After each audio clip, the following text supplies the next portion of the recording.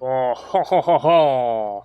Welcome, masterminds. So, you have found out that it is a difficult proposition to take over the world on your lonesome. You don't just need help, you need the best. Well, I can help you find the best. Let's get into our first henchman video. This one is going to break down the 4 starter henchmen you get to pick from early in the game. The ones you don't pick have side stories pop up pretty early on, so these are the guys you're going to get the most gameplay with. I'm going to be putting out a video pretty quick here that is going to be a tier list of all the henchmen you can possibly get in the game, but I am still gathering footage to have good video going on of all of those later on additions, so this is just going to focus on these starting 4.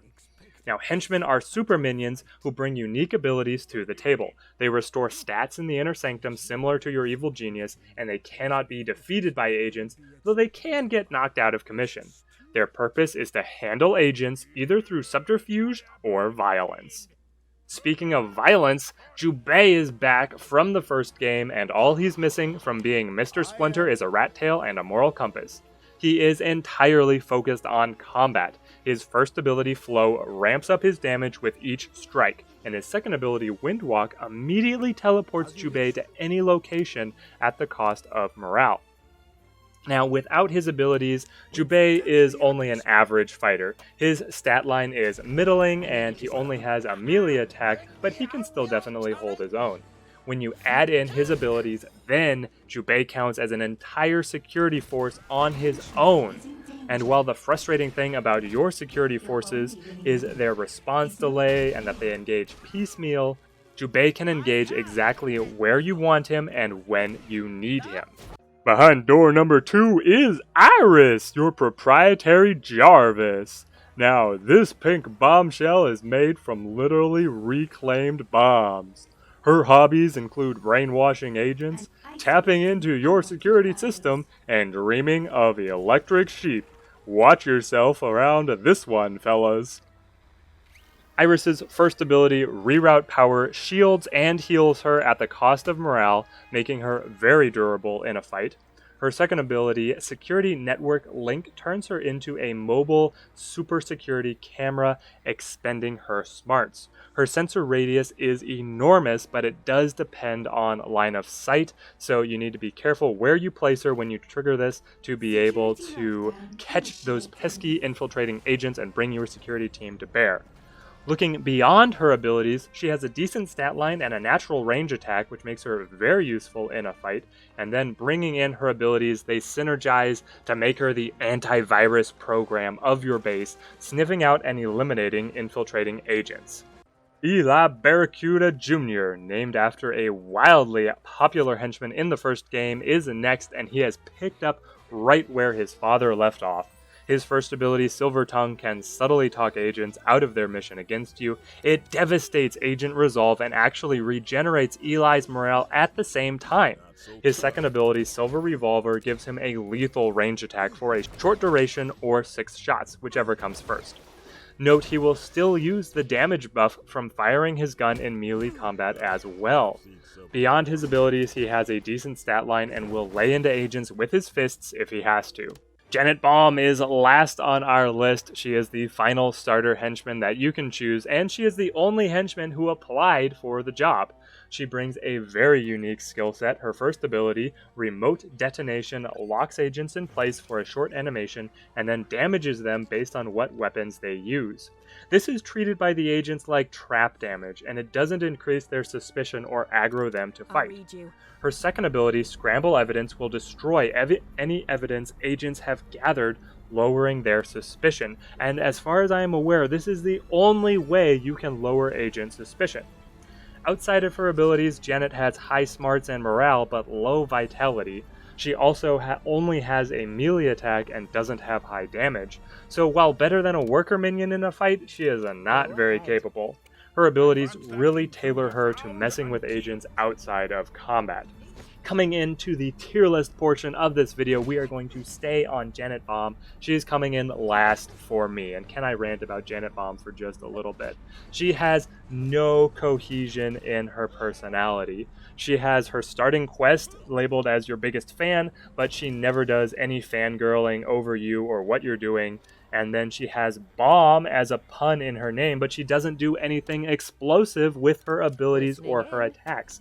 She only punches stuff and barely punches it at that, and then her other abilities are all revolve around hacking, which seems to be more her motif, and that's where all her dialogue comes from, but it's not set up with her name or with her initial quest line. Now, Janet's abilities are very unique, and they are all tailored toward being able to deter agents outside of combat.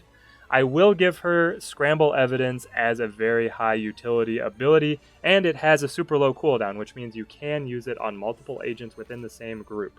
The thing is that for it to be successful, you need to have a really well-run cover operation that is going to damage agent resolve, so that once they get into your base and collect a little bit of evidence, then they think that it's time to head away, and when Janet hacks them, they're going to leave rather than just come right back into your base and gather new evidence.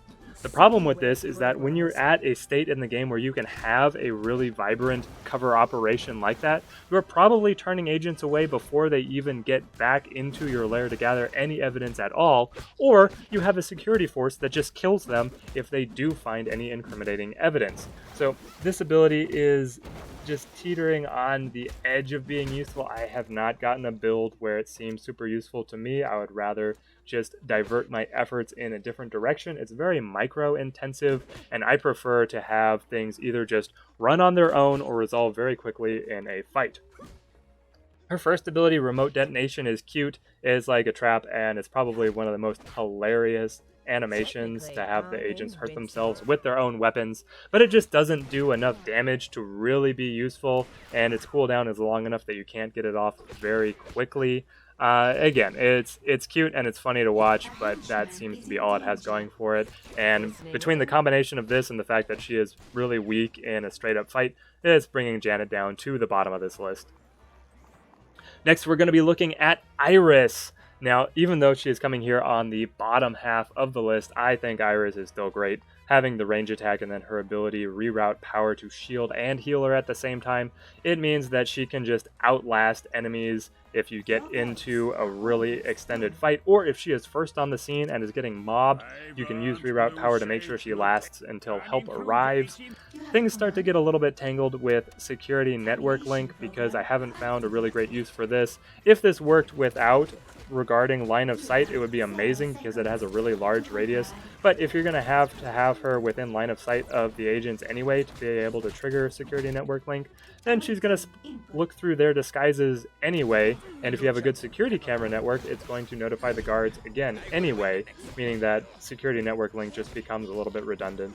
But overall, I think that I.R.I.S is still a great character. Being able to have the range attack and then the extra durability of reroute power makes her really useful, and a very staunch, as I said, antivirus program to sniff out infiltrating agents.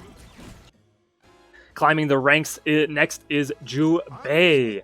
Now, he is so well suited to combat, and I have found that combat is the most important job of the henchman, which means that he is just streamlined into doing exactly what I want my henchman to do: kill agents, and he does it so well when Flow is active. His damage just goes insane. He is able to take out entire groups of super agents and their teams alone, basically. And then when you add Windwalk on top of that, being able to engage him exactly where and when you want him, or even pull him out of trouble if things are getting really bad, hop him between fights if you have multiple difficult encounters going on at once, it just puts Jubei over the top here of these other henchmen.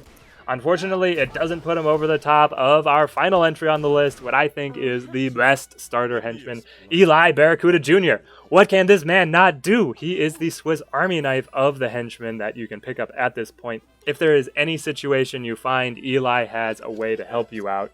His Silver Tongue ability to just take out Agent Resolve so quickly is amazing. It's on a fairly short cooldown, so you can use it multiple times against the same agent group. and it doesn't cost him anything. It actually restores his own morale, and this is the synergy that I think really puts Eli at the very top of this list. He spends morale to use Silver Revolver, and so he can just get it back from Silver Tongue. He doesn't have to go back to the control room, or sorry, to the inner sanctum to be able to regenerate his stats. And Silver Revolver is also really, really good. You might say that only 6 shots doesn't sound like that much. It's just going to be a little bit of a push, but the damage increase is very significant, and fights resolve so quickly in Evil Genius 2 that 6 shots is plenty. The fact that he can still use the gun in melee combat and get that damage boost is also awesome, and even once he has expended his shots, he is still great. His stat line is fine, and he can lay into the agents with his fists. I've played across multiple save games at this point, and in the ones where I don't have Eli recruited, I just miss having him.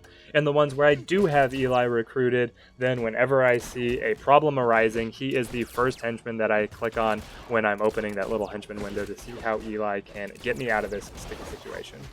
So there you go. That is the tier list of the 4 starter henchmen. I hope this video helped you guys out. Leave a like if it did. Leave a comment if you disagree with my ranking, or if you think that there is something I missed, or even if there's just an awesome story about how one of these henchmen managed to do something really incredible in one of your games. For me and one of mine, I had Eli glitched effectively in the cover operation.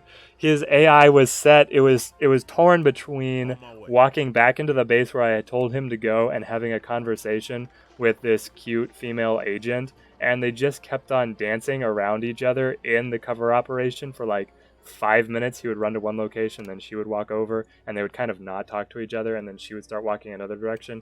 He would run over to where she was going to go, and this just kept going. It was to the point that I knew that it was intentional and something had broken in the game, and it was just hilarious. But subscribe if you want to see any more videos on Evil Genius 2. I am loving this game. I'm going to be putting out a bunch more. Keep your eyes peeled for the one where I break down all of the henchmen. It is coming out soon. I just have to get the good gameplay for those later game henchmen, and then I'm going to be breaking out the tier list and how you can unlock all of those guys. So thank you guys for watching, and have a good one.